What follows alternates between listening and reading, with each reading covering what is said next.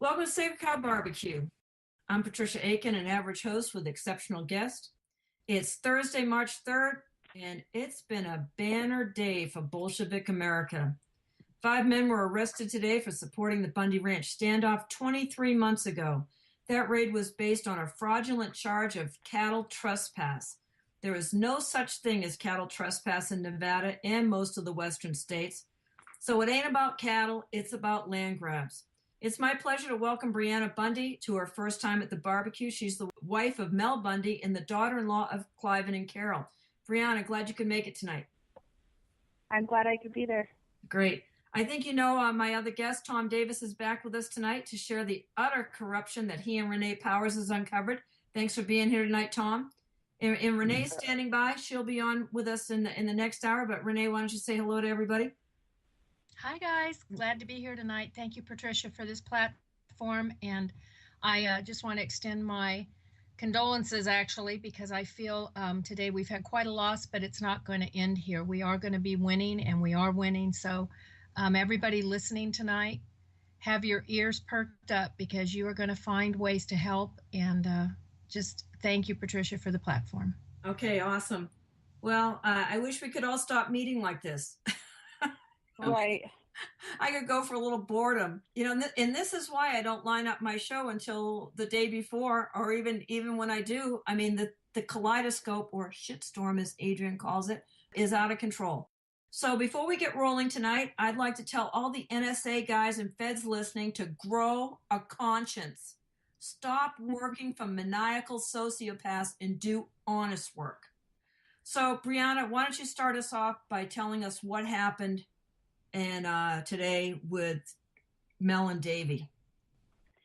Well, Davey was working on a home that him and his family are building for themselves in Delta, Utah, and his house was stormed and raided by the feds, and they threw a whole bunch of gas bombs in on him, and which his house, by the way, is directly in front of an elementary school, so that can't be safe.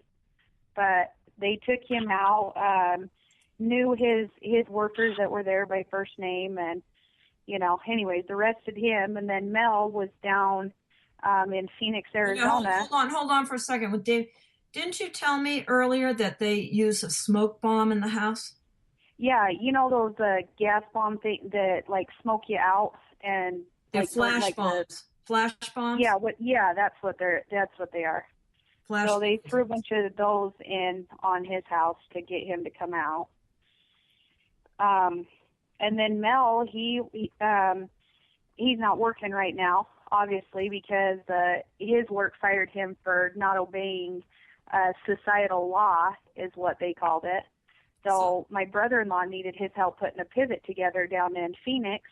So he went down with him. He was putting the pivot together, and anyways, the harassment that they went through was ridiculous. I mean, they threw all the workers to the ground, came at him. I mean, my brother-in-law said he stood up from behind the truck and he had red dots all over him. And anyways, they separated him from Mel and the rest of the workers and held him for quite a while, read all of them their rights, even though they didn't ever end up arresting the rest of them. They just detained him there for a while and then transported Mel.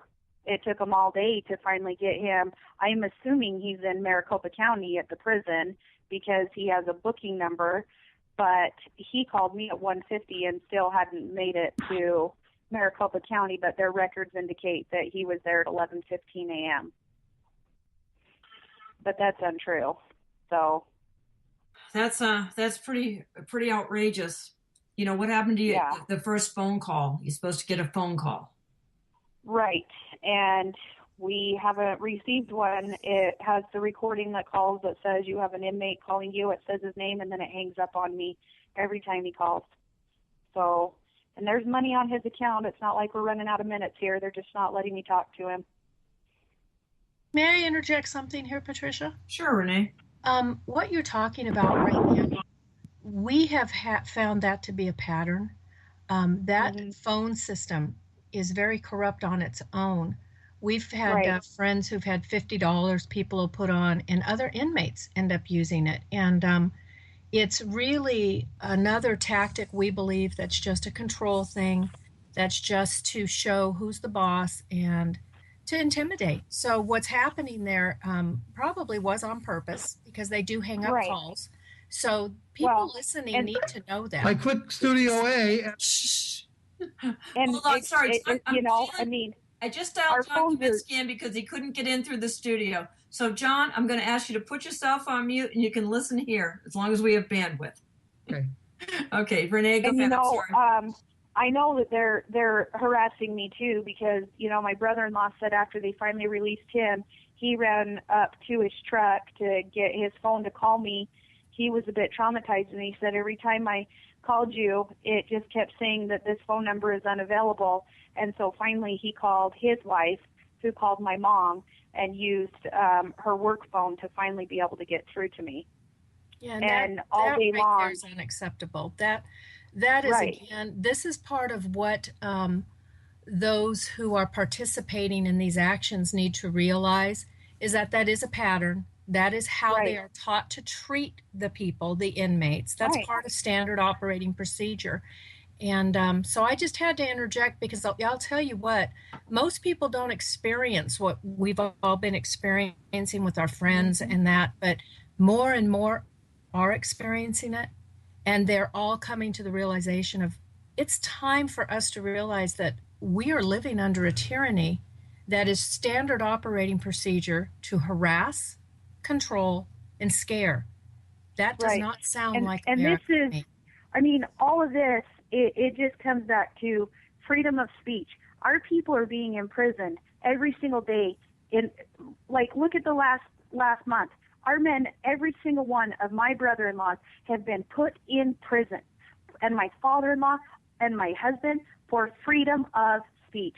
They never violated any law. They never acted violently. They stood on the side of the road and they talked to the media. And they are being imprisoned because of that. So this is what I want to know. Everybody in this country, are they blind? Are they deaf? Are they not getting it? Because our rights are being taken away. So they need to get off their butts. They need to turn the television off, quit being Facebook patriots, and get to work. Because the time is to get to work. The line has been drawn in the sand, and it is time to decide what side of that line they stand on. Do you side with the feds, or do you stand with the people? Because it's time to make the decision right now, and it's time to uphold it. And you know what, Brianna, not only that, but it's time people are taught and that they actually hear the lesson that this is not this is a company. These prisons are private prisons. They actually complain and tell the states that if they don't send them people, they will be shutting down or giving them breach of contracts. So this isn't about honor and justice. This is about a dollar bill. And I can tell you that this whole thing, start to finish, and Thom and I can attest to this from what we found, this has been a long time setup. And the whole thing was meant to have your men behind bars because they're worth a lot of money to that jail. A lot of money. Absolutely. This investigation has went on for so long. I mean, 3 years ago, the sheriff's department came knocking on our doors asking us questions. What's it going to take? What kind of men has Cliven been raising? Would they interfere if we came and tried to take the cows? They were filling us out. And they came to the conclusion that every single one of, they came to the conclusion that every single one of Cliven Bundy's sons would stand and fight for as long as it took based off of principle. Cliven could have sold his cows. He could have taken some of the deals that they offered him, and he could be living in a house in town with his feet up on his ottoman watching CNN. But he's standing on principle, and you don't take what doesn't belong to you. You don't tell people what their rights and liberties are. You allow people to make that decision and govern themselves. You don't interfere. You don't have eminent domain. We have a constitution that outlines our rights and liberties as American citizens. So why are we taking that document for granted? Why are we not studying it? It is all we have as the people. We need to cling to it. We need to know it by heart. We need to share it. It should be spewing out of every mouth in this country, and people should be furious. If people knew that document, people would not be sitting on the couch watching the elections. They would be out in the streets, and they would be screaming from the rooftops that a violation has been made according to these men's rights, according to the Constitution, and they would be fighting. They wouldn't be sitting there flipping through the election wondering who they're going to vote for. Sorry, I'm a little heated, if you can tell. Hey, a little fired up. Good. I'm glad I'm not the only one. You know, someone said last week on the show, and John Kaminsky, you can say I said this. I kept saying, you know, this is a war. People need to wake up that we're in the war. However, you know, my friend Drew actually wrote me back, and he was listening. I missed his comment during the show, and so I wanna say, he says, we're not at war. We lost the war. We are occupied by foreign armies. We can only have localized resistance. And that is the truth. I mean, it is too late. I don't think a full-on confrontation with the feds. I mean, they're not going to allow that to get set up again. Brianna, give us a little update. What you've heard from Ammon and Ryan through Angie, apparently. How are those men doing in jail up in Portland? They're all in pretty high spirits. They're saying, stand your ground, people. Wake up. It's time to read and study and educate yourself and make a decision. It's time. We can't lead the country, first of all. Now we're all in jail, so, you know, there's no leaders. So it's time for you, as the American people, to decide to be the leader in your own communities, in your own states. In this country, we need leaders everywhere to rise up for liberty and to fight back. Like, do we just allow ourselves to be, I mean, I've heard so many of these federal agents, and trust me, I have some in my family that have said, well, they're just doing their job, law enforcement and this and that. Well, I'll tell you this. You don't just do your job. Hitler's men were just doing their job. Oh, Brianna, committed atrocities. Hold on. You've got the Hitler story mixed up, and I'll share that with you another time. But Stalin, you're exactly right. Stalin killed. Well, that's what everybody claims, you know. I mean, gosh dang, like this is just another roundup. Only this time it happens to be the Patriots. But every civilization since the beginning of time that have persecuted people for whatever the reason, it all just comes down to control, and everybody has some excuse why they participated. No, well, we'll straighten out the Hitler World War II story. That is a key. John Kaminsky, I know you're not here tonight officially, but you couldn't dial in, and so I dialed you in here. Why don't you give us a 2 or 3 minutes on your take on that? Go ahead. Can you hear me okay? Yeah, we sure can. Yeah. Here's the thing to remember about World War II. The real story was, it was 3 Jewish countries, the United States, Britain, and the Soviet Union, all either secretly or overtly controlled by Jews, who ganged up on Hitler because he was the greatest threat to Jewish worldwide financial hegemony that the world has ever seen. And while all of the Jewish controlled countries were mired in these depressions that millions, literally millions, were starving to death, including in the United States. 3 million people died during the Depression because they couldn't feed themselves. Germany was booming because Hitler had reclaimed the property that the Jews had taken, and he kicked the Jews out of power, and he put his people to work on the, how's the phrase, the full faith and credit of their abilities. And after a few years, they've had metamorphosed from being a country that was trying to sell their children for sex to the rich Jews who were living in hotels in Berlin, to everybody being fully employed and the Germans were taking vacations on cruise ships that Hitler specifically built for the occasion. They built the Autobahn, they built Volkswagens. Everybody was prosperous and happy, and the Jews who controlled the United States, Britain, and the Soviet Union couldn't stand it and knew that if they were going to continue the financial hold that they had on the whole world, that they had to destroy Germany. That's the real story of World War II. And so you can see, Brianna, that the media lies about everything. Mainstream media has never covered the Bundy Ranch story accurately, not even Fox News and stuff. So, we live in opposite land. Whatever the mainstream is putting out, look 180 degrees and you'll find the truth. Thank you, John. Those cruise ships that Hitler built for affordable vacations, they were not allowed to dock in England. The Jews that ran England said, we're not going to let the English see this. No way. No way. So it's very interesting. So we agree when they start, Stalin was responsible and the Bolsheviks was responsible. Solzhenitsyn, well, right. 66 my million. point is just everybody can say that we're just doing our job, but it comes down to right and wrong. And I personally have two very close, who I considered close and dear friends, that have both told me that if they were given a warrant to come and arrest my husband, that they would serve it. And if that meant shooting him in the back to take him into custody, they would do whatever it took because they had a job to do. So that just shows you. We agree. These are sociopaths. Right.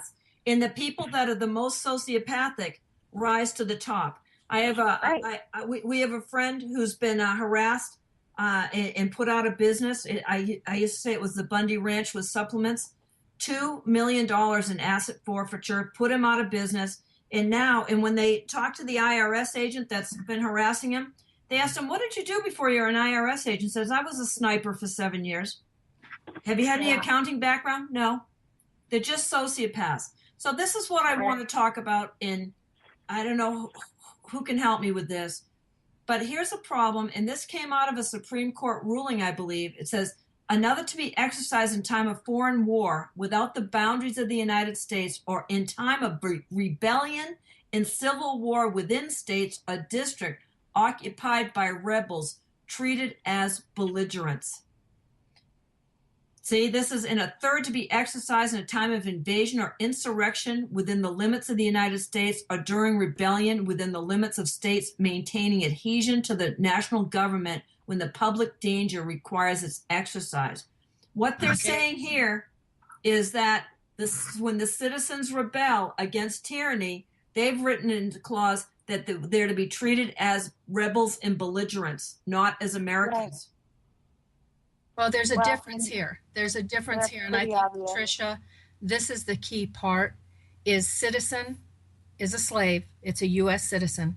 And then we have American free men and women who are state citizens.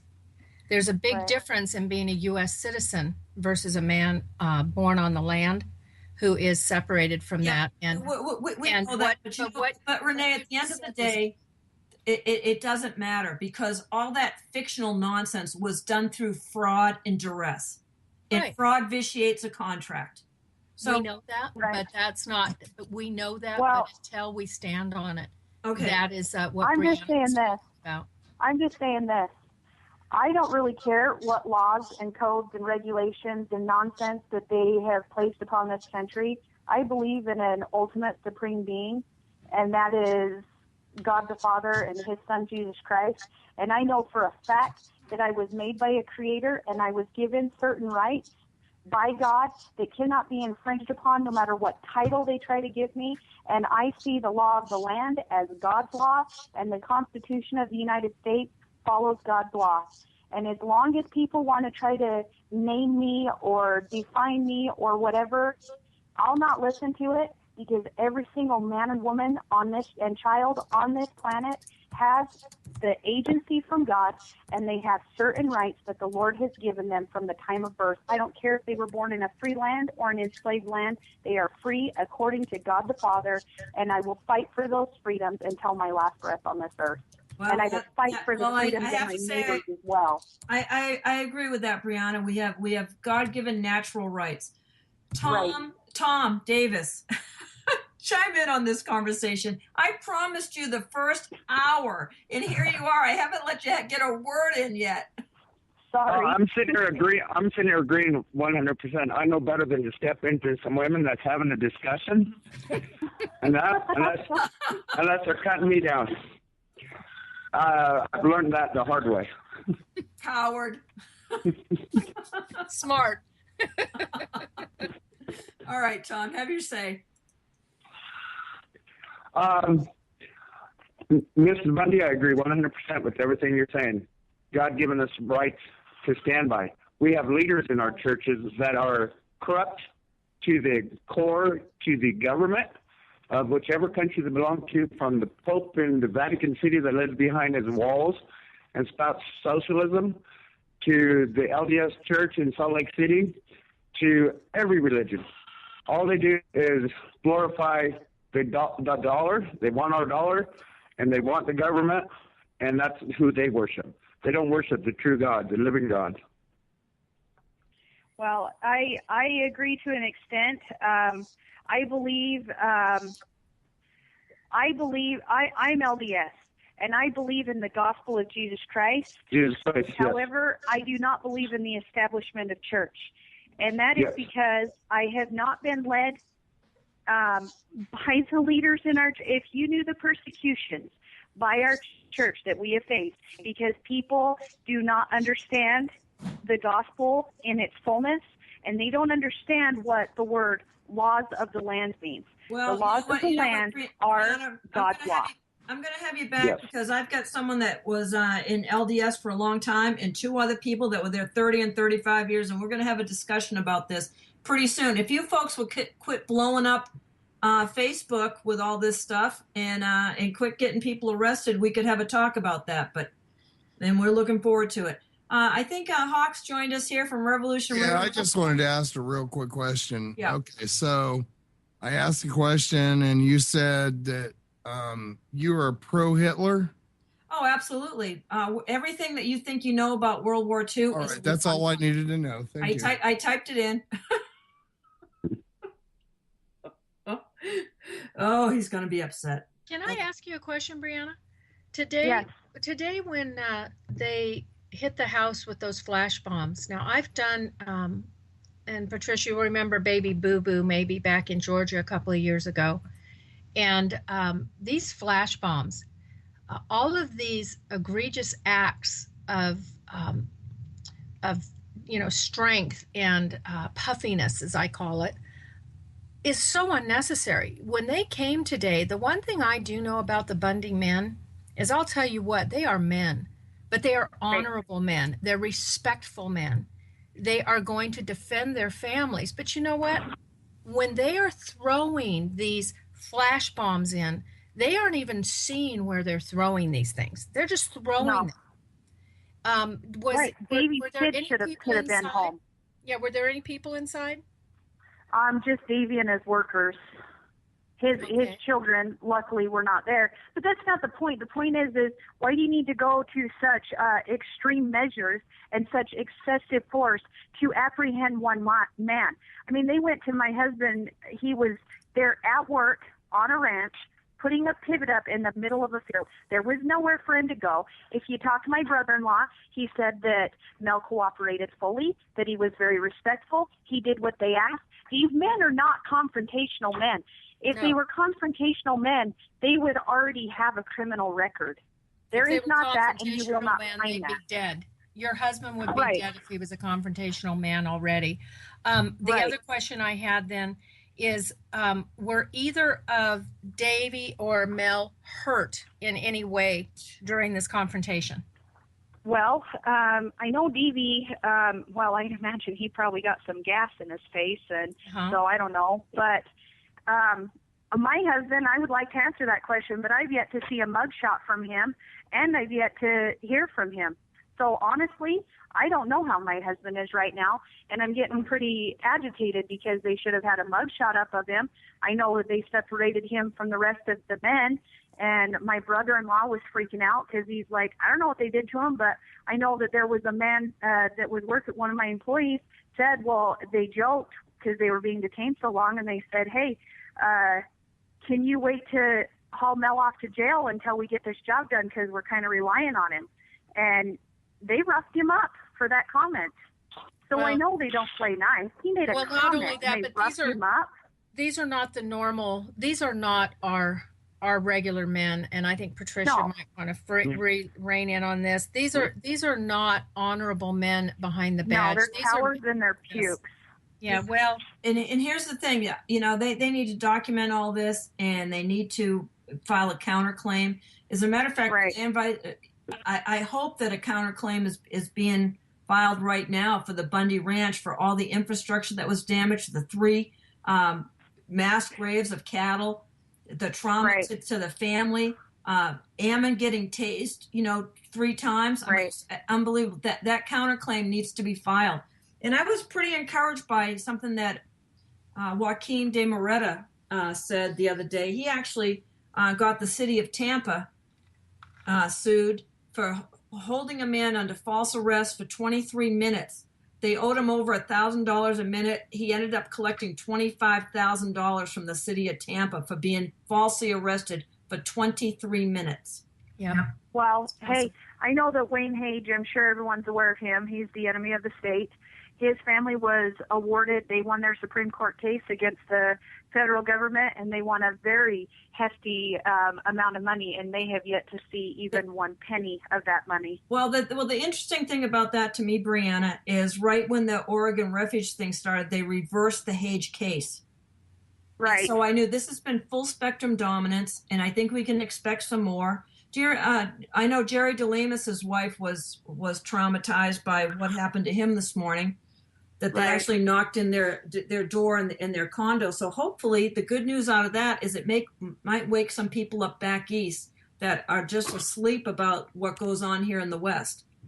Right. And you know, you said earlier that 5 were arrested, but from the document that we received that they arrested 14 today. Oh, we didn't see. We see that they're going to arrest 14. We didn't know they get them all. Yeah, apparently they got 14 of them.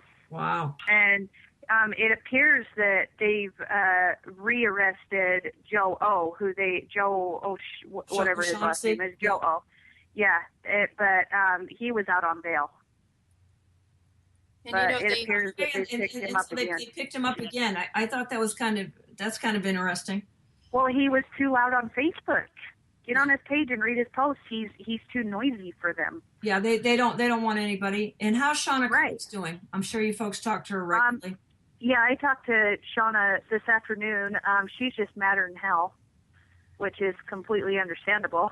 Yeah, exactly. So, you know, she's. Well, you know, this thing about the strong arming.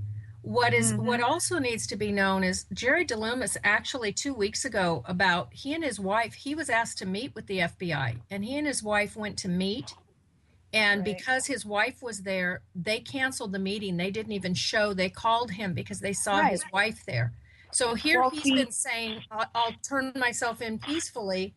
There was no need, but what we know is they're doing this, again, standard operating procedure, because the only way to scare people is to scare people. You can't have people turning themselves in. That would ruin their narrative. Right. And I know that the FBI, we live in Mesquite. You know, the thing is inaccurate. But we live in Mesquite, my husband and I, and our 5 daughters. My oldest is 9, and my baby is 3 months old. And we were staying at the hotel while we were doing some work on our house because it was a mess and their bedrooms were all torn apart. So we went and got a room up there 2 nights ago. And I know that the FBI has been in Mesquite for the previous 2 days, so counting today, 3 days. I was in my hotel room. My husband had went to dinner down at the casino with a cousin of his. And there was banging on my door. I thought it was my husband coming back and forgot his key, so I looked out the window. It wasn't him. There was 2 men standing there. So I went and figured they had the wrong room number. So I went and got but just in case, I grabbed my 9mm out from my little purse, and I went and answered the door. And I said, sorry, wrong room, and they shut the door. Banging, banging, banging, kept going on. So I looked out the window. Those 2 guys are still standing there. So I answered the door, and I said, what the hell do you want? Quit banging on my door. I got kids trying to sleep. And they would look at me. So I said, what are you, the FBI or something? And the one guy turned and looked at me, and he laughed. Yeah. Then I find out that the reason why the FBI, they've been in town for 2 days, and the reason why they haven't come and picked up my husband is because he's either been in a public place or he's had 5 little baby girls with him. Now, how would that look? Then that would turn more people against the feds if they arrested my husband with his 5 baby girls with him. You know, so they're a bunch of cowards. So instead, they follow him. I mean, how much resource did that take to follow him? 7.5 hours down to Arizona and use all that money and resource and time to apprehend him there? Like, they've got nothing better to do. Babe, they don't worry about money. When they need some, they just print some more. Right, but go harass some old lady for running a stop sign. Like, that's the equivalent of their jobs. They're not doing anything to protect the people. Nope. It ain't about the people. They're harassers. What you think the police are for and what you think they're for is completely wrong. What you think the courts are about is completely wrong. Completely wrong. Right. Yep. Tom? Yes, I agree. Look at this. We got Hillary Clinton, a criminal, murderess, that murdered the 4 men in Benghazi, that gave the directions to the terrorists to kill on how to kill the ambassador. She's done nothing but fraud on the American people, stealing and secrets, top secrets and that. And she's running for president. And how many fools are sponsoring her and supporting her and cheering for her? The American people are stupid. They're uneducated, stupid people. Well, I keep saying we even have Patriot autism spectrum disorder. All the patriots are on the same page. Hawk's giving me a hard time about World War II here. And what we say about Hitler doesn't believe it. And so these are people that are good patriots, but we're not all on the same page, and it's really frustrating to get people on the same page. Well, what's it's hard interesting, too, because then you've got the Facebook patriots too, that claim to be patriots all day long, but then it comes down to it, like, where are you? And they're like, oh crap, we might get in trouble. We better sit down and shut up. Hurry, delete my post before the feds read it. It's very true. But with so many people hired to sit on Facebook to just strictly do damage to all of us who are doing good work, it's very evident that there's just nothing to the pocketbook or the purse strings of those foreign usurpers who are running the country right now. And there's nothing more patriotic and more pro-government than a patriot. Truly is not, because the patriot truly believes in government, but the patriot believes in transparency. And absolutely. And I 100% agree with a federal government, but I believe in proper role of government.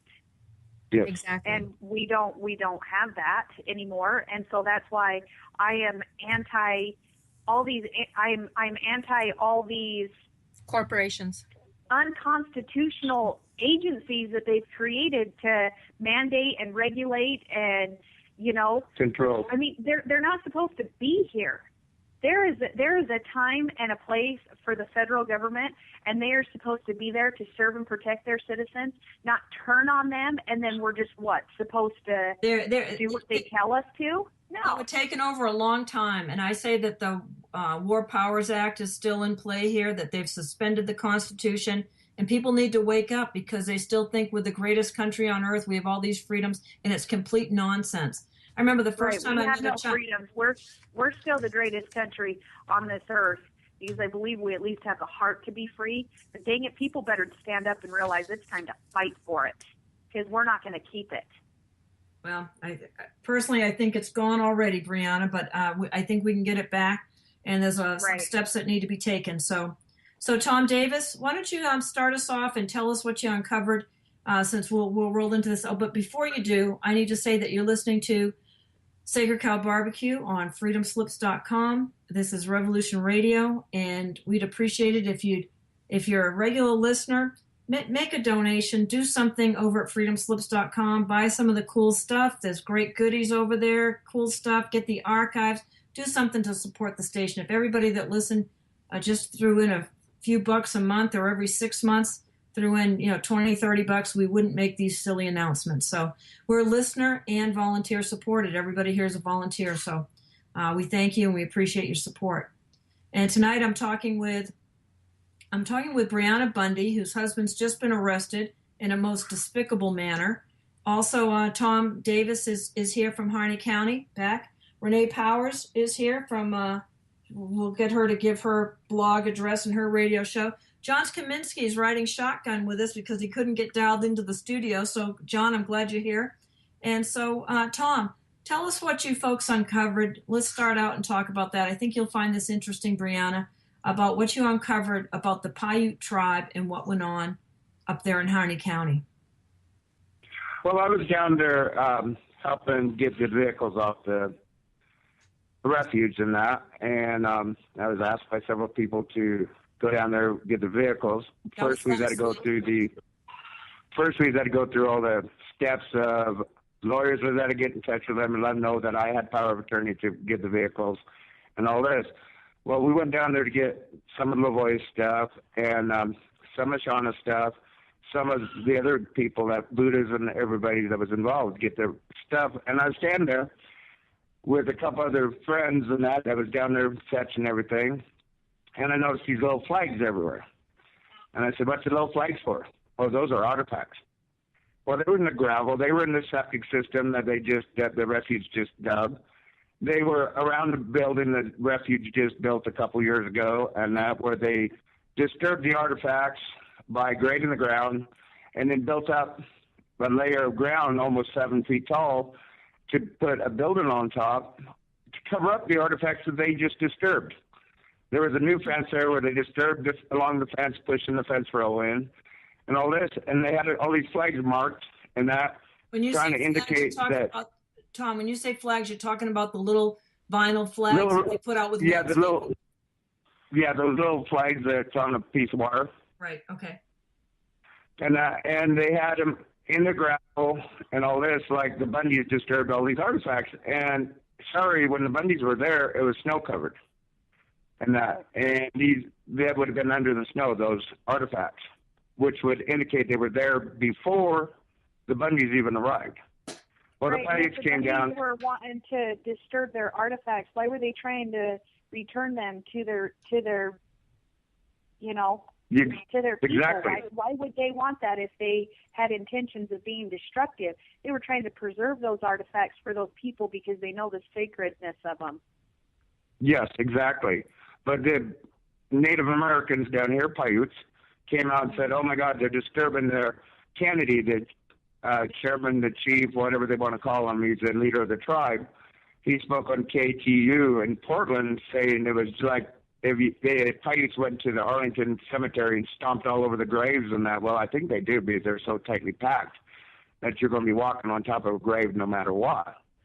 But they were trying to make people feel sorry. Well, the Paiutes never complained at all about the government disturbing all their artifacts, having their artifacts as yard ornaments, having them in dank basements covered with rat manure and dead rats and dead rodents and garbage and all this. And here they're playing outrage. Well, they wanted to build a casino down in Ontario. That casino's going to cost about $350 million to build. Well, they were trying to apply for a grant, and they never got it. And then all of a sudden, around the 17th or so in there, they finally got their grant approved to build it. And it was a $40 million grant. Well, today, there's a couple brothers that's sons of, I believe, Judge Akins over in the Valley that was doing the anti-Bundy rally, collecting money to return the refuge back to the people, which is a joke. Yeah. And they collected something like $100,000. OPP was on there saying how they're going to donate the money to the Paiutes. So the Paiutes are making double the money. People feeling sorry for them because of their artifacts, which is a joke. Let's go that there was a box of artifacts at the refuge that was totally trashed. Yes. Multiple boxes. Yes. And all of the boxes. If you looked at everything there, when the nice video that was done that gave evidence to the fact that they had mice poop, they had varmint urine. Yeah, and they were soaking wet. And yes. An individual, I won't say his name, but I can bet you can imagine, said that there were grinding stones and different rocks and bowls and things like that they had just thrown out in the weather that were just on the side of the building. Yes. Right. Right. And Yard Thom, ornaments. talk about how we know that the Paiutes would not take the invitation that was No.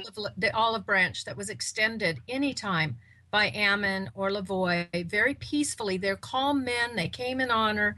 They said, please come out. They begged them to come out to take care of the artifacts. Explain to the listeners about how they finally showed up last Monday, when you went to get the cars, how the little convoy came in and the production that was extended to them. Yeah, they showed up. They were in the transit bus and escorted by tribal police. They showed up down there and they went around, oh my God, just this fake outrage and how the Bundys destroyed the artifacts. Well, there were some ditches dug that was shooting points for the FBI that was dug after the Bundys was captured, and they were trying to blame it on the Bundys. Well, I think they were dug by the last 4 remaining there under supervision of the FBI. The FBI had shooting points for if the militia showed up, they could take the militia out. They were good. Man, if I was a military man, that's exactly where I'd have put all those foxholes. You had good eyesight, good range, good eyesight for the blind corner coming around the blind. Oh, they do that blind corner stuff pretty good, don't they? Mm-hmm. But they would not see you till they came around the corner.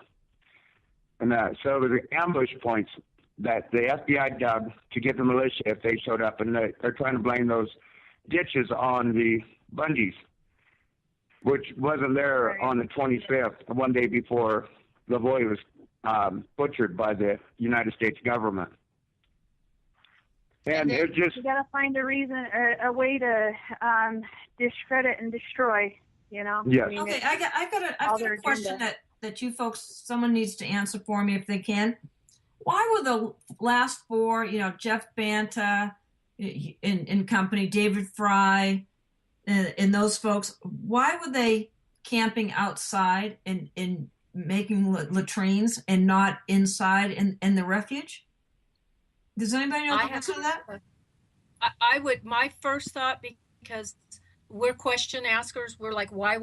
What makes it make sense? The only thing that would make that make sense is that the buildings were bugged.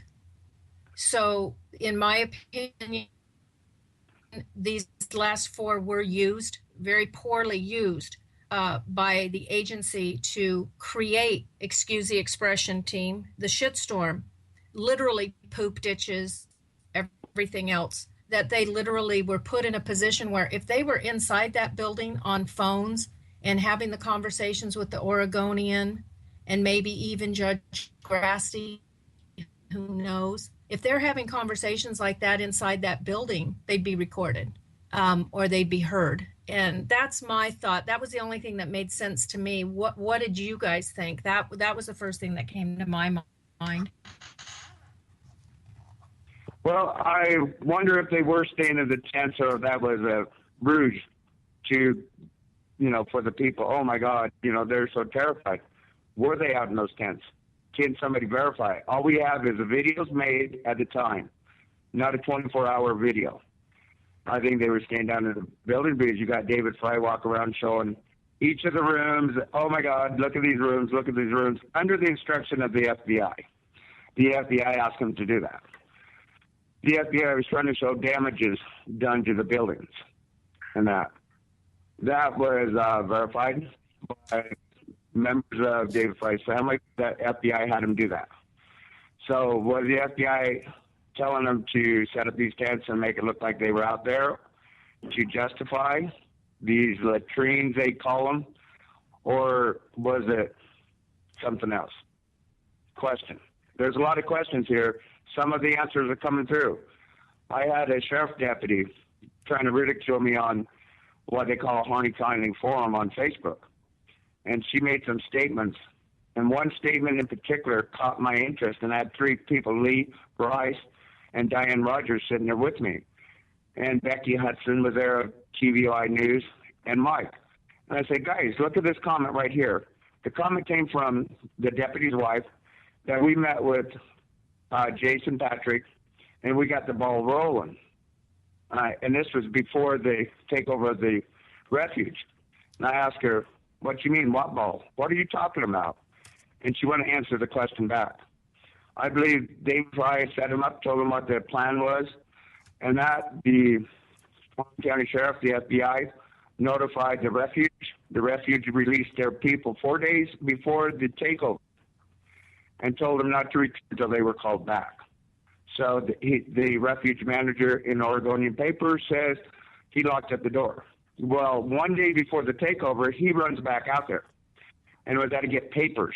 Papers from what? Papers from the 14th on the Hammond case. Him and his wife and him were the two ones that started the second proceedings against the Hammonds. They was got to get all those documents that showed the legalities that they broke to go after the Hammonds. He went out there, got all that. But the funny thing was, when the Bundys took over the refuge, out there, the main key ring of the so-called manager was laying out in the open, and the key box that holds the rest of the keys were wide open. The doors were unlocked. To me, that was their open invitation for the Bundys to come on in. The refuge opened the door for them. The sheriff called Linda down here at the Narrows and told Linda 1 hour before there was a large convoy of men coming out there in pickup trucks, "Don't call 911. Don't worry about it." It's all documented from Linda's words on a video. Well, let's tell who Linda is at the Narrows. That's an RV park that's adjacent to the refuge, right? Yes. All right. And that, yes. And so she's the owner. She's the owner of the RV park. Right. Yes. And so I'm just placing all these pieces together. We have the refuge manager saying, "Do not show up to work until you're called to work." Okay, well, hold on for just a second, because we're going to come up on a break here in a minute, and I just want to clarify this, because I was under the impression that the refuge was closed for the winter, but that's not so. Nope. Now. You're saying that Nope. They sent people home 4 days before they knew Ammon and company was showing up. And they sent Yes. people on vacation. They told people to go on vacation, take a break. Oh, so they And that- wanted them there at the refuge. Right. They Yeah. told them, and the fact is that the day before, the refuge manager picked up his belongings, his laptop, computer, whatever he had there that he communicated with, papers, and he left on an extended vacation a day before. And on top of that, you have keys. You'll know that article I wrote yesterday, which showed the hand with the keys dropping. Anyone in real estate management, even the sheriffs and police that will go out on trespass calls, if you have left keys and you have left your doors open and your keys are left as an invitation and there's no locks and it's a public building, you have a right to go in. There was no takeover of a building. There was a gift given of keys and open doors.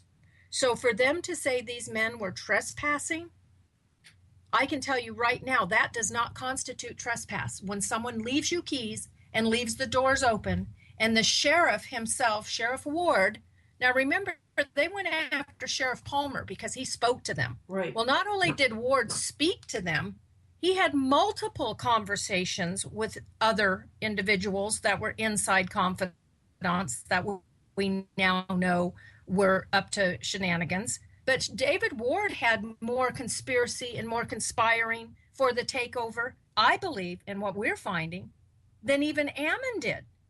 Because he Yes. had to conspire quite well to make sure that the Narrows knew that the convoy was coming.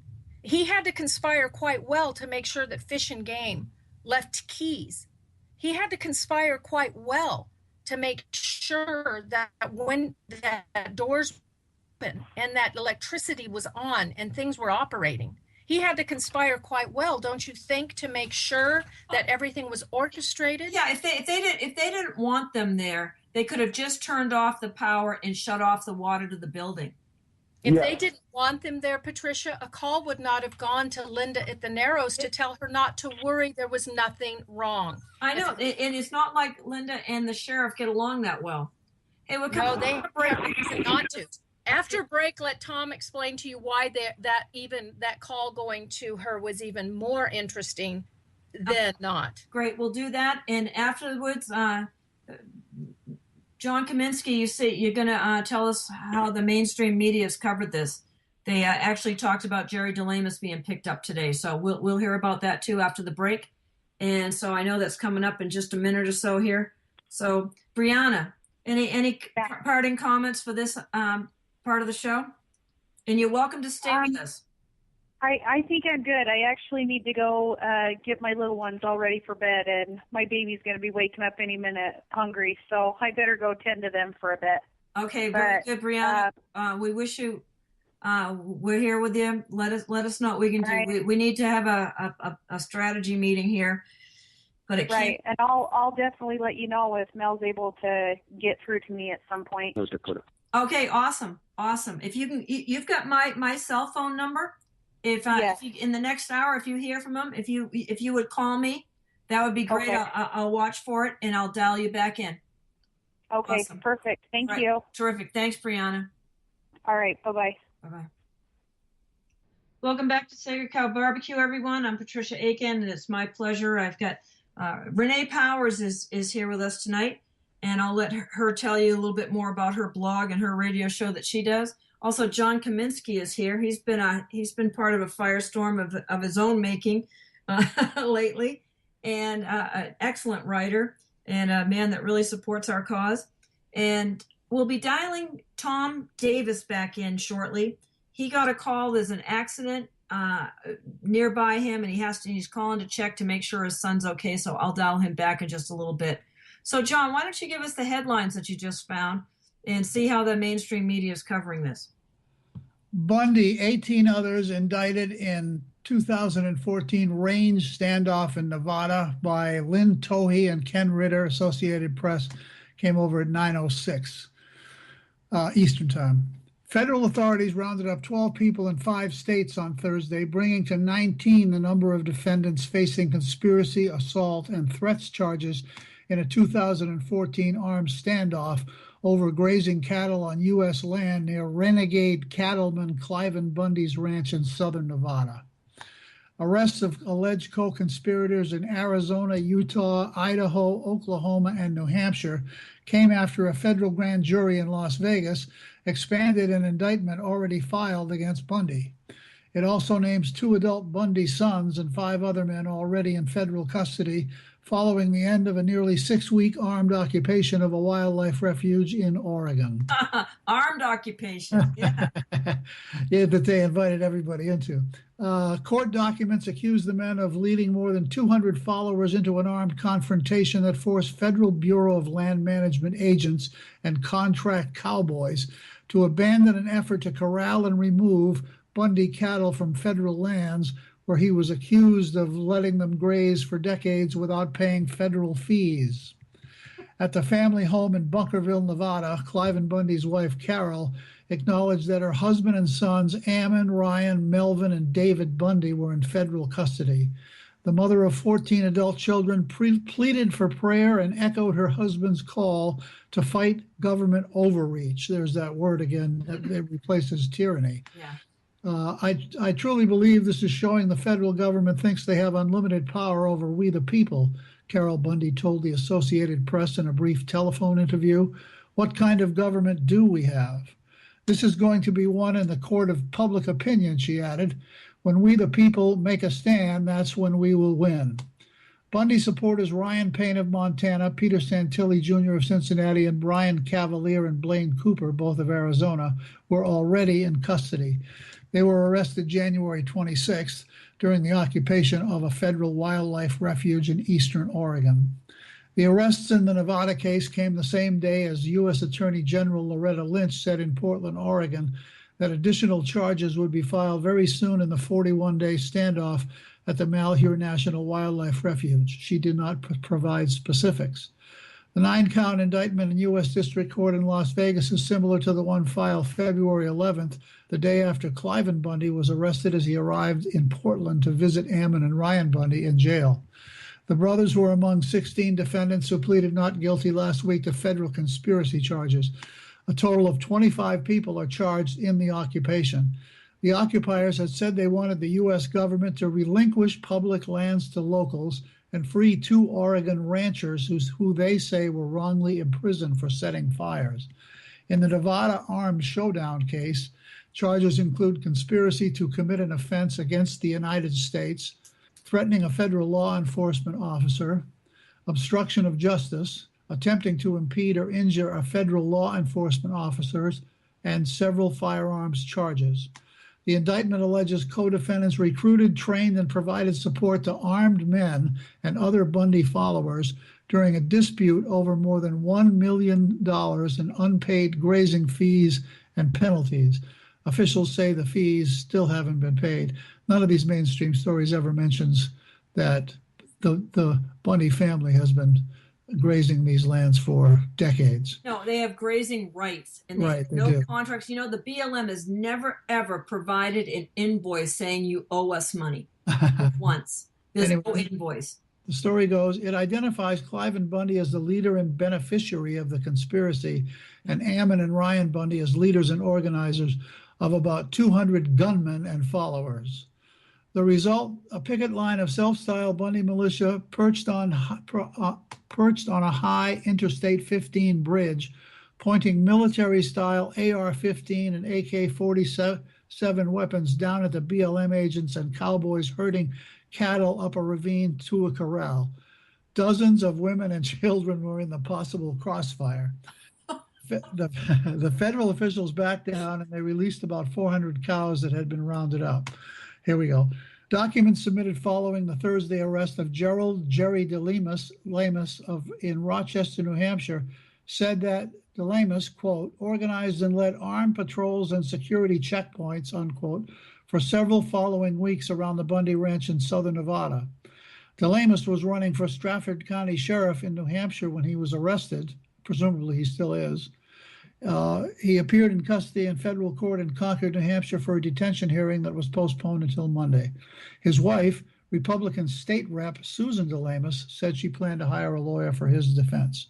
Federal officials identified others arrested Thursday as Blaine Cooper of Humboldt, Arizona, Eric J. Parker and Stephen A. Stewart, both of Haley, Idaho, O. Scott Drexter of Challis, Idaho, Richard R. Lovelian of Westville, Oklahoma, Todd C. Engel of Boundary County, Idaho, Gregory P. Burleson of Phoenix, Joseph D. O'Shaughnessy of Cottonwood, Arizona, and Micah L. McGuire and Jason D. Woods, both of Chandler, Arizona. End of story. Thank you, John. I'm going to have to get a copy of that and use it for appetite suppressant because it's nauseating. Any of the truth there. Did they mention that the contractors, in the helicopters had shot cattle and created 3 mass graves full of cattle? No, they didn't mention. They mentioned that they had torn up valuable water infrastructure on the ranch that was harming the native wildlife there. Right. They didn't mention that. So I know they're just ridiculous. Well, and they didn't mention that they were the ones threatening to shoot. Yes, they didn't mention the fact that, yes, they were going to shoot. And they were the ones that were all dressed in their party gear with heavy equipment. But Sheriff Lombardo said it made the hair on the back of his neck stand up. That's what pointed at him. Patricia, did I mention that the Associated Press had been bought by the Rothschilds a few years back? Oh, yeah. Thank you, Jews.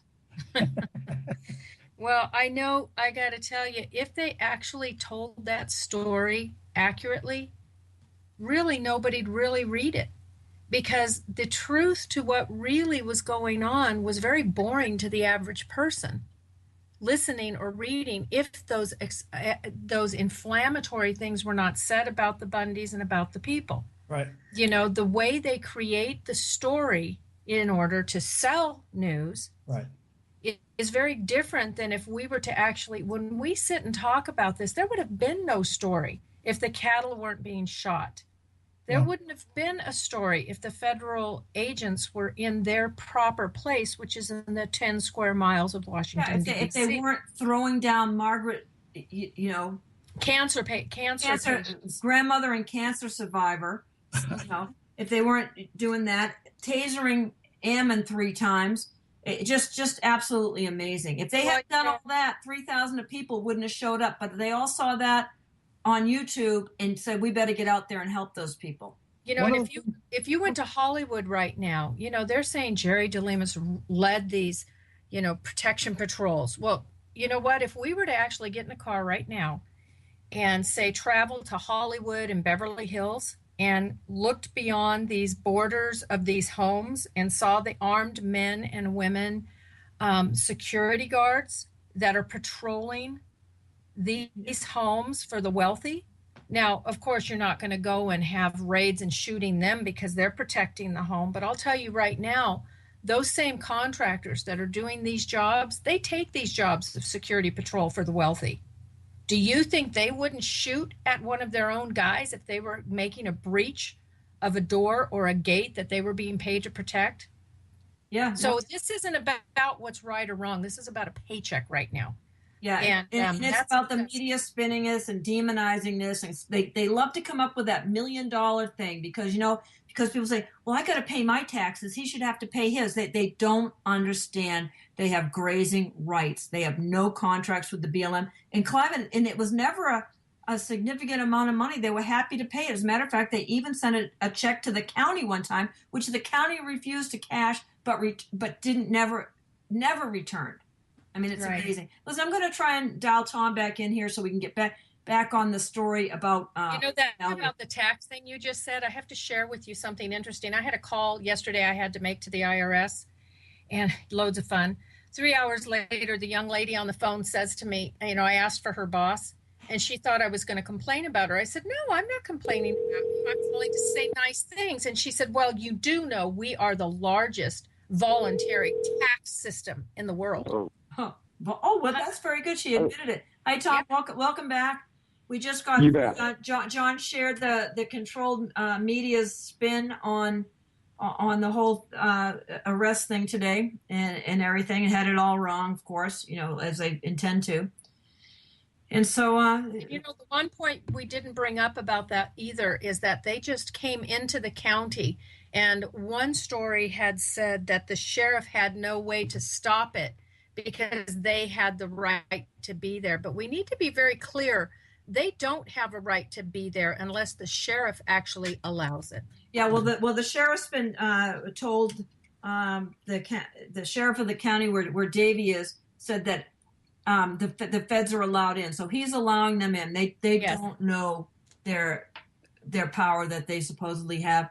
And even Sheriff Gillespie has backtracked on this and said, oh, they didn't do this right. So the BLM points fingers at him. He points fingers at the BLM for that thing getting botched. And it's just a circus.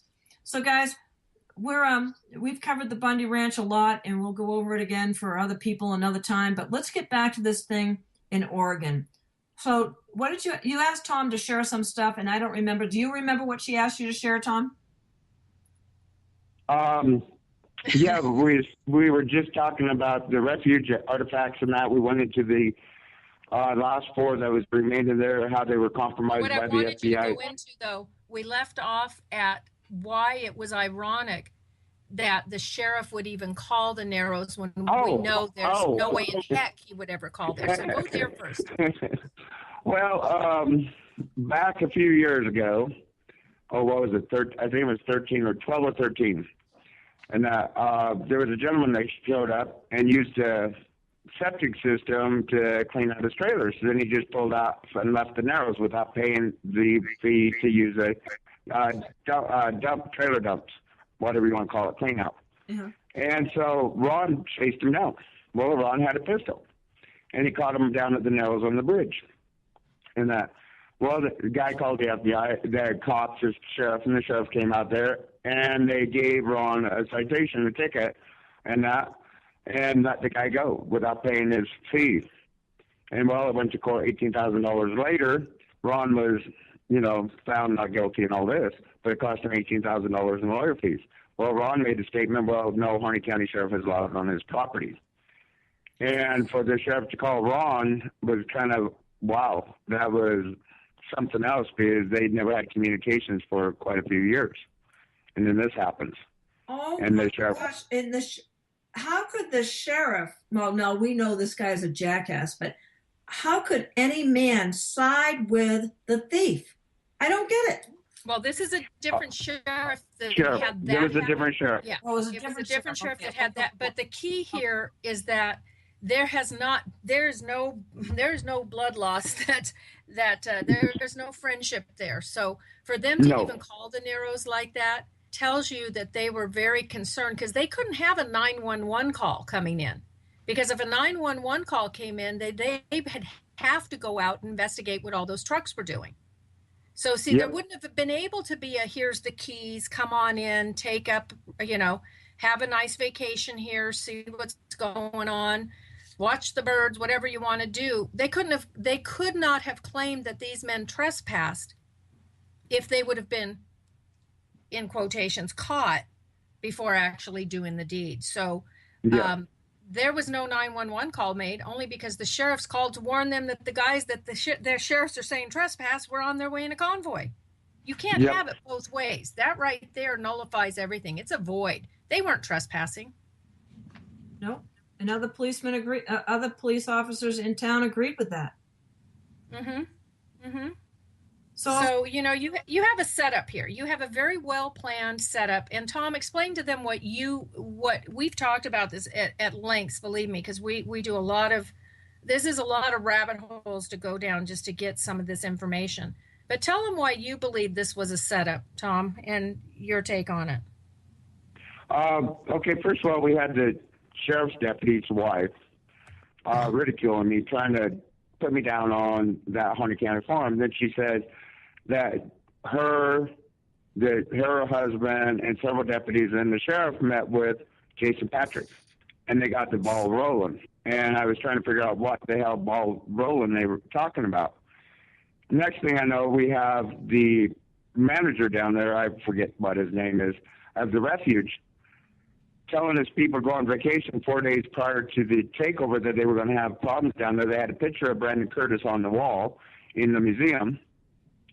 And then he comes down a day before it, and as he states in his own, a day before the takeover, and got his papers, computers, and files out, which I believe was dealing with the Hammond case to protect him and his wife from persecution if the truth is ever found out, that the lies and the evil deeds that they did against the Bundys, against the Hammonds, was ever to see the light of day. So they came down and removed that stuff, and he left the keys there, and the doors unlocked, and that he never took the keys. He never took the rack of keys or anything. He left his personal key rings there, too, for the buildings. They left the doors unlocked, so which was an open invitation for the Bundys to come in. So they were welcomed into the refuge. And I think through this is just my observation. Anybody can call me what they want. I just had a guy text me and let me know several things that's not appropriate to say over the radio. But anyways, they had the gate open to the refuge. The doors were open. There was a welcome mat thrown out. And through Jason Patrick setting up, Jason Patrick told them the dream Ammon had back in August, and told them what exactly was going to come down. And so they set it up. They got the ball rolling. And all this here happened, and it just started putting pieces of the puzzle together. And then we have the refuge manager stating about just when it came down to the refuge, the 9th, in that area, 9th of January, after the takeover, and got papers. And that was stated in the Oregonian. And I'm like, what are you talking about? I thought no refuge personnel was down there because, oh my God, they were scared to go to work. Well, he got his papers, and then he was escorted out by FBI to an unknown destination, I think in Portland. So we have all these questions that's circling around, and the puzzle is starting to fall together as we're answering these questions. The ball rolling, the setup of the refuge for the Bundys, and that 26 days of the Bundys going to church with the FBI sitting beside them at church, and a big old welcome mat. There was no hostility. No. As a matter of fact, Ammon is recorded several times asking the FBI agent to come to the refuge and meet with them face to face. The Bundys had all the protesters that came down there to protest against the Bundys and that, and to make their little show and then make their 15 minutes of fame, was fed coffee, taken care of. They were treated like family. The FBI that was undercover down there was treated like family. Harney County was being harassed. Yeah, we were being harassed by federal agents, FBI, state cops, pulling people over, checking out their IDs, checking out anything. My son drives a big fancy, nice pickup, 4-wheel drive, set up really nice. He was up there paying a bill, and they came up to him, ran his ID, ran his plates and that, and asking him what he was doing up there. And he says, "I'm here to pay my bill on storage." And after they ran all his plates and that, they said, "Okay, you can have a good day, sir, but you can move on elsewhere." Why did it come up whenever this is an open community?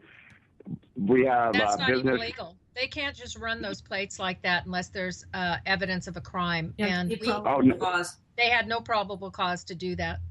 Not in Harney County. Not in Harney County. The FBI was here to harass us. We had more state police here than the city of Portland does. A population of 3,500 people in Burns.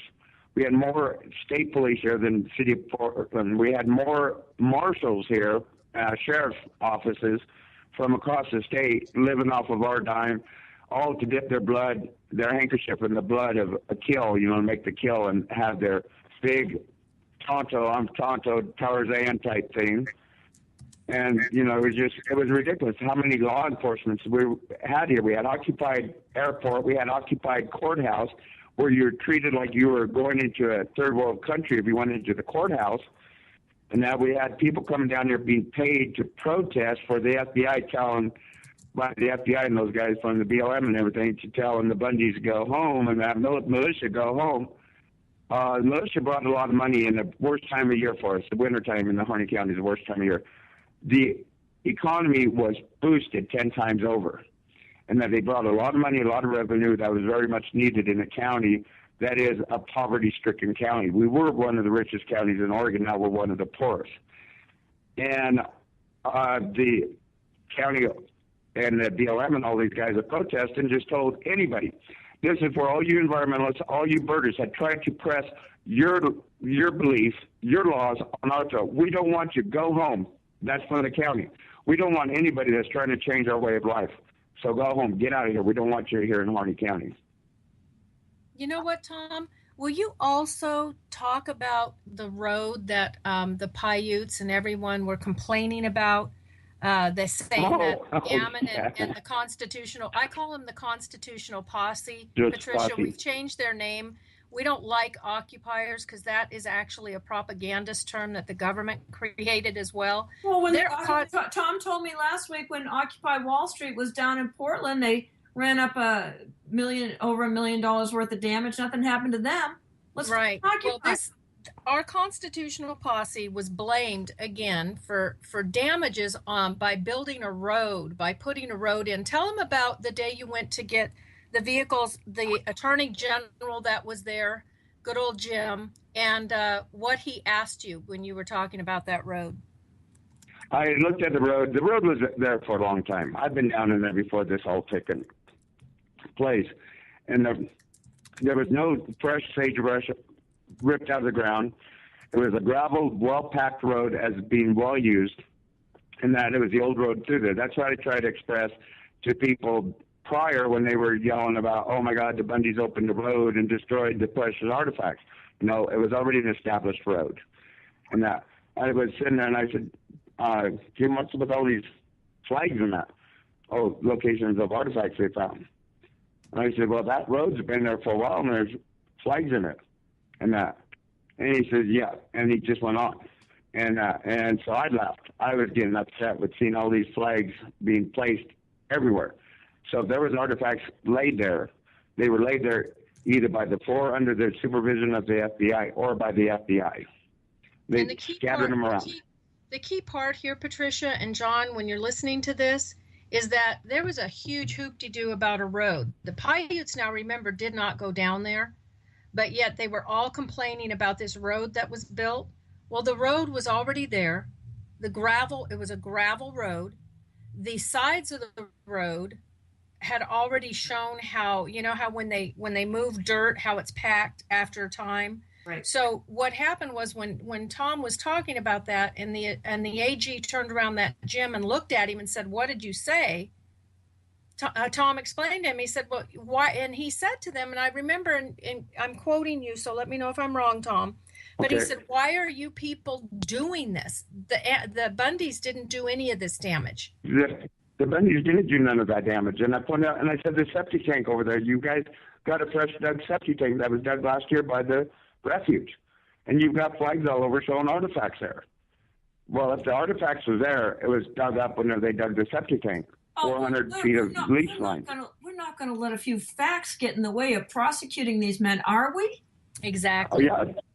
Exactly. And, But this, hopefully like, tonight, Patricia, this is giving some key points. First of all, if you're going to tell somebody they trespassed, they're not trespassing, because I had a huge thing a few years back with a home that was trying to be sold, and there was squatters. And the sheriff said to me, well, they have a lease, and they let them in. And they didn't have a lease, but he said because they were let in or because they were given keys, you can't say they're trespassing when you give them keys.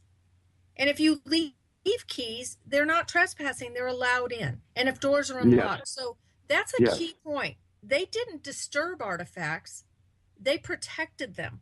They didn't aim guns at that does go with the narrative. Agents. That does not. Well, this is key points though for this case. There was no guns pointed at federal agents.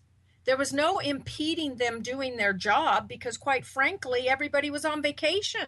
The only thing they can prove impedance with is the fact that Lavoie parked his truck across the entrance that first Saturday. That picture that they have in the indictment. That's the only impedance. The rest. But there's no sign there that says no parking. Yeah, no, right. And there's no parking sign, and they could have. Heck, I mean. So see that they do either, because if there's no parking sign, you have a right to park there because you can park in front of your driveway. It's a public place. It wasn't even it was winter. Oh, then can I say something here? Oh, gee, can you get a word in here? Then why? Just try. Why don't we sue the federal government for impeding traffic, because they had a road that goes through between the courthouse and the old school building that goes through there. They had blocks across, and they had fences across. They had fences across two roads blocking traffic. So you had to go around that. They were disturbing people's sleep because that spotlight shining on. So they were impeding traffic. They were impeding the general flow of commerce. Isn't that what they're trying to say that the Bundys did when they were doing it themselves? Countersuit. Well, all I know is you cannot pile all these. Ammon didn't carry a gun. Mr. Bundy doesn't carry a gun. No one drew a gun. And Davey needs to file a counterclaim for the harassment that he got. He was actually injured that Sunday morning when he was just using his iPad to film what was going on. They stopped on their way back from church. And they were abused. They kidnapped him. That was during the Bundy incident. During the Bundy thing. Yeah. They all need to file a huge countersuit about this. Well, Shauna has a good case filed, and she's getting some. The one thing about all this is, we all say this just doesn't make sense. Well, it doesn't, but it makes sense when you think about the fact that this is a huge corporation that's in the middle of being completely shut down. These kind of actions cannot exist and can continue. I mean, we cannot have a country when in fact it's usurped by all these foreign agents, and they laugh at good Americans. And last week I had a friend's time. Yeah, it's time, Rene. You're right. Yeah, well, last week I had a friend's home in the middle of the day raided. She didn't owe a dime, by the way. She had a court order that told the investors they had no right of possession. The postmaster general actually removed her address off the home to protect her because these crooks were sending mail there like they lived there. She went to take her children to school and to run morning errands, came back, and her husband were met by a house full of men with a sheriff coming in behind them. And they would give no identification. Ooh. the police were called, and the police came out, and she was very upset, and she said, they won't give me identification. He smart aleckly looked around and said, I'll vouch for him. The cars lined up on the streets that they came in were brand new cars with no plates and just registration in the window, and they all spoke Russian. What? Yes, and this was in the middle of the day. They were throwing her things out of the windows. No one would help her. This was in Arpaio, Colorado. Arpaio, Colorado. Oh, yes. Yeah, we talked about that. Yeah. Tom and I talked about that a little bit last week. I hadn't heard all the details, though. Yeah, so this went on. They threw things out of the second-story window. They destroyed the family's possessions. They told them they had till 10 o'clock the next morning to get everything out. Now, mind you, they had no paperwork, no identification, nothing to give them a right of possession on that home. She actually had all the paperwork showing they shouldn't be there. Well, you know, Joaquin de Moreta did a piece this week about the officers in the law that says they have to be identified. They have to have a name tag on and say who they're with. Well, these were mercs. These were actually what we found out is that the investors actually are Russian investors who bought the paper. There's a crook who sold a lot of homes paper to the Russians. So they're just coming in, taking what they believe is theirs, just like Uranium One. Remember, now we know that property isn't really worth what they're saying it's worth. But because this land was sold to the Russians, they're doing the same thing there as what happened last week in Colorado. They're just coming in and doing what they want to do. No identification, nothing. Yeah. Okay. So same pattern. All right. So I've got a question, and maybe Tom, maybe you found somebody that'll identify this. At the kill zone, those vehicles that were there were unmarked vehicles, from what I could tell. Oregon State Police is taking the blame and saying there was a shooter. We know that there were at least 3, and lots of snipers in the woods and whatnot. Have we really identified them as Oregon State Police? No. The Oregon State Congress tried to pass a bill to hide their identity for 90 days. But the Senate blocked it. They never showed up to vote on it, so it never went nowhere. Yay! Our governor was sitting there, our great governor, the appointed person that was appointed by Barack Obama, that happens to be an environmentalist lawyer, that happens to have a daughter that's in charge of 3 refuges, that happens to have a husband that's 30 years Forest Service, that sides with environmentalists all the time.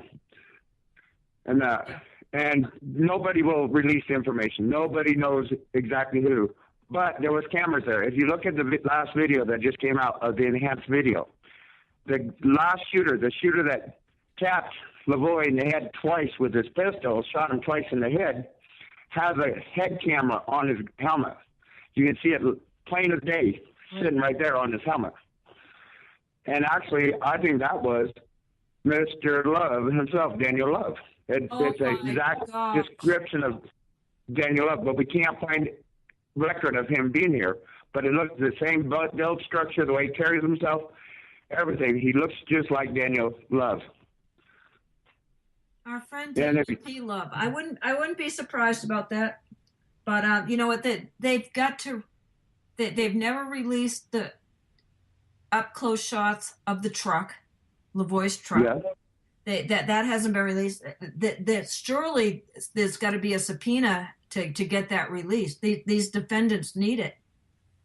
I mean, this is just kangaroo court time.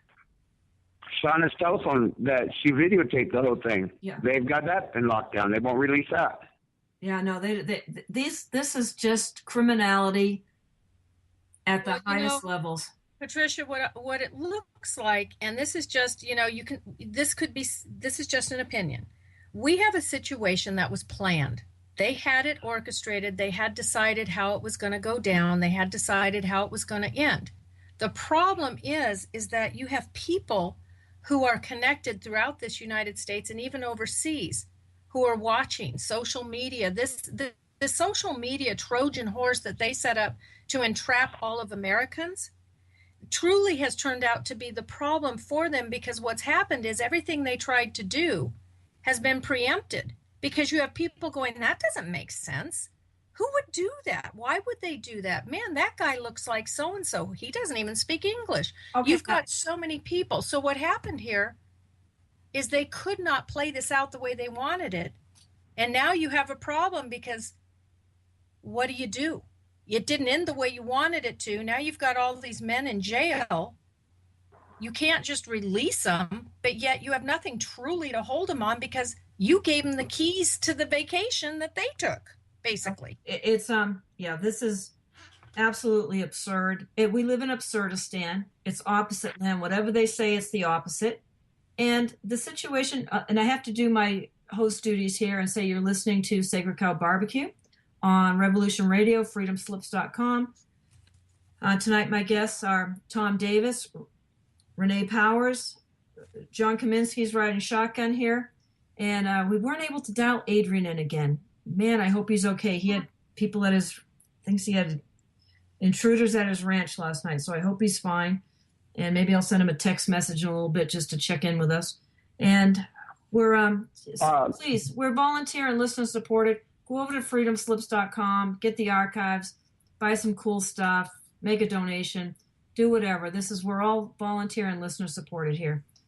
So I agree, Rene. And I think they just made mistakes. I think so many mistakes were made because they didn't consider the fact that they weren't going to be able to do what they wanted to do, which I believe was a bloodbath all along. The reason there was no charges. Here's this. Okay, I have to give some of the blame to the Bundys. Okay, the Bundys' fatal flaw is their kindness and trust in people. And they have failed to identify people in their midst that are not there for their best interest, the infiltrators. They have taken everyone at their word and not vetted them properly. And even when they do, they still go around it. I know I had a conversation about this with someone else earlier today, and Ammon telegraphed this the entire time on Bundy Blogspot. He told people to get ready to come out and all that. And so, the feds were watching this thing, and they were able to run their game theory and plan all around them.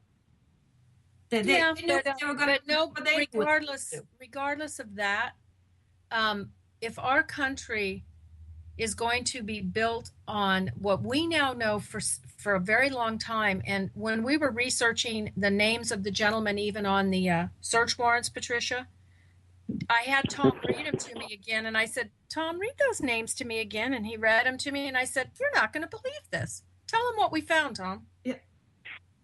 We found them in 1960 FBI movies, characters, names. Also in the 2005, and that there was another FBI series put out with these same character names in them. Yeah, crime series. You can't make this stuff up, and yet you wonder, they just made mistakes. They can, and they're sloppy about it besides, but they're just laughing up their sleeves at us. I think they're sloppy intentionally just to say, yeah, we're sloppy. What are you going to do about it? Like the Scalia murder. Yeah, so what? What are you going to do about it? Well, hopefully. Go ahead, Thom. Also on the search warrants, the first statements on the search warrant, paragraph E, it says to search for and retrieve all artifacts belonging to the Malheur Wildlife Refuge, and or the government, the federal government. The BLM. So the BLM federal government. So what we've got here is we've got the Paiute Nation having a fit over something that really don't belong to them no more. It belongs to the government. Their artifacts do not belong to them. Yeah. They gave them away. They gave them away. And Rene, in that article, I believe you said, if you really want to go see a good collection of artifacts, where do you go? You want to see the best collection of artifacts, you go to employees of the Malheur National Wildlife Refuge. Yep, there was one guy bragging about one day back in 1999, 2000, was bragging about he had drawers full of artifacts, and beautiful artifacts, and I should come see. I had one guy in 99 bragging to me about digging up skulls or remains and selling them to museums and that throughout the United States from the Smithsonian's and all for $10,000 a piece, and asked me if I wanted to get involved, and I said, hell no. So I notified the Bureau of Indian Affairs and that this guy was selling the body part, the skeletal remains of the Native Americans. And I helped them set up a scheme because, to me, you don't rob graves. You don't dig up artifacts. You don't, the skeletal remains, that's weebie-jeebies. You don't do that. You don't dig up graves. Well, the thing is, too, it's all disrespectful. Everything that they have done and blamed the Bundys for, when those men came into the refuge, they were honorable, they were respectful, they cleaned the place, they fixed things. The explosives were left wide open, which I believe was another attempt to set them up, but they went on camera and said, look, these things are here. We have a gentleman here who's actually an explosive. I know. They didn't count on them having an extra with them. No, but see, what they don't count on is American patriots are veterans. They're professionals. They're people who are smart. They're people who know how to do things.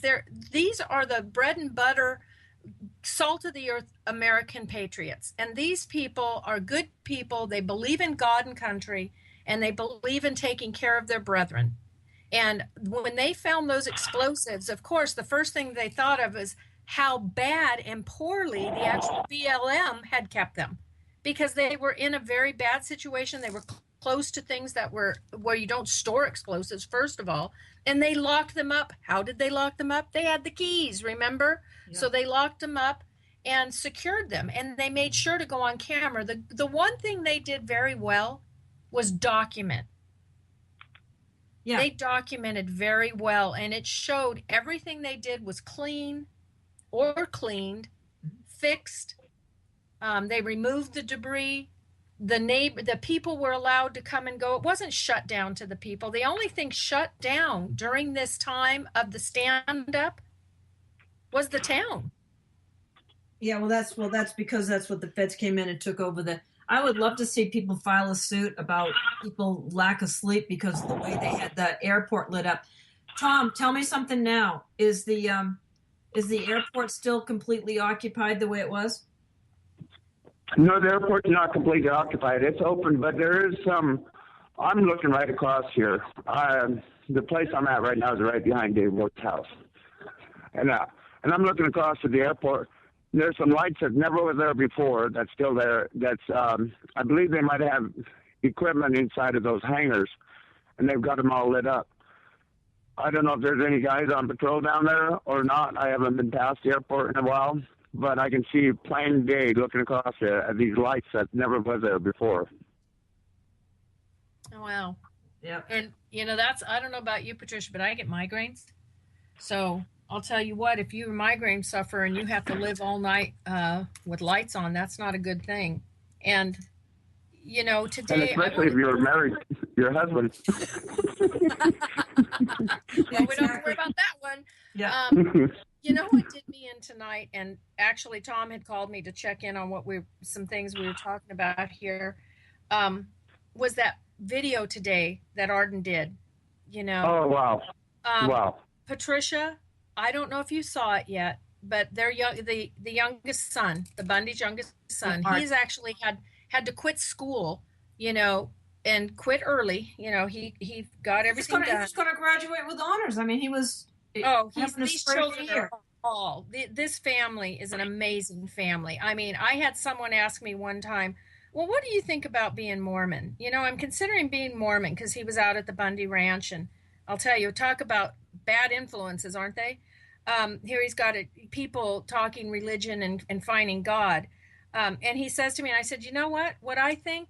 I'm not Mormon, but I'll tell you what, if the Bundy family is the example of what being an American, clean, honorable family is, and it means being Mormon, sign me up. Oh, well, I say the same thing about the Finnecums. If they had more families like that, everybody would be a Mormon. But we're going to do a show exposing the roots of the Mormon thing. And Thom, you have family that were involved in that Meadow massacre. Yeah, my great uncle was the only LDS member that was hung by United States Cavalry on that. I thought he was shot. He was, but he was put to death by him, yeah. Right. John A. Lee Ferry down there in down on the south end of Utah, Arizona, down in that country. We'll have you Lee's back. Ferry. We'll have you back when we have that conversation. But Yeah. please keep blowing things up so I don't have a chance to set that up. Did you see that video though, Patricia, of him today that he did? No, I haven't seen Arden's video yet. I got to tell you, as a mom, I wept, not just cried. I mean, I am telling you, I had crocodile tears because I'm looking at this young man. And crocodile tears means they're not sincere. You had real tears. Oh, no, I meant huge. Yes, huge. Well, you might see, there you go, word magic. What meant something to you means something very different to me. Yep. I literally wept because today came to me all in a flurry, listening to this young man describe how we as Americans are going to lose our country and how hard his family has stood for this country. And, you know, he was so sincere and he was so well spoken. And I thought, you know, Mrs. Bundy, Mr. Bundy, this young man is truly inspirational. And I'm glad he's going to be turning 18 on the 28th of March. But he doesn't have to worry. Again, he was a child. Here, you know, since you're saying this, we're gonna play that video right now. Oh, please do. And oh my gosh. Oh God, I'm gonna start bawling again. Get your tissue out. Hold on. I'm gonna back it up. Let's give him some volume here. Hold on. But just something before you get it started, something to think about. Yep. This is a young man that's turning 18 years old. I'm being a parent. Y'all being a parent. How many parents have to worry about just because of the family name that your son turning 18 years old might be arrested by the FBI? Yep. Yeah, exactly. Hold on. Just because of his family name. Yeah. Here we go. Hello. I'm Mark Bundy. I'm up here on the Mormon Mesa on our ranch. Got some cows over there. Behind me, one of our water catchment, our corrals. I felt like I needed to talk to you guys here today. You guys don't know. All my brothers are in jail. I would be there today, but I'm not 18 yet. I turn 18 on March 28th. Coming up soon.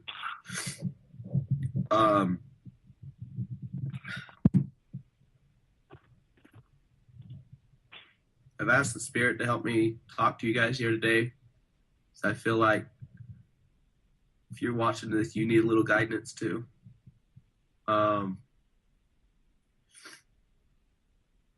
We need to wake up.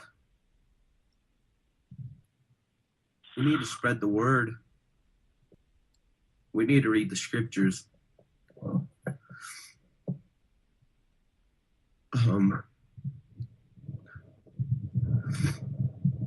The resurrection of the Lord is coming soon. Coming. I can feel it. America's going down. It's taking over. We're losing lives. Tom, is that your voice going off here? No, there was a goat that crawled out of his pen, and he was screaming at Mama. Okay. No reason.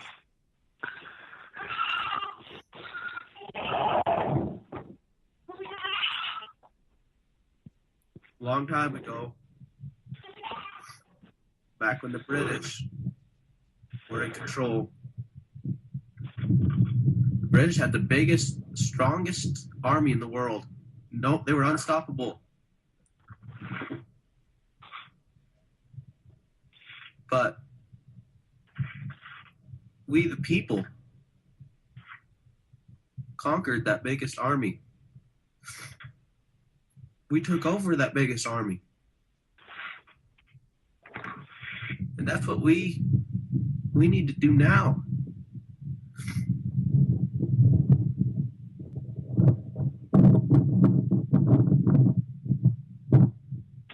Our government is way out of control. They want I'll tell you what they want. They want this. They want this land. Do you know what? Do you know what comes from land? Everything. Everything comes out of the ground, out of the land. And if they have control of that, then they have everything.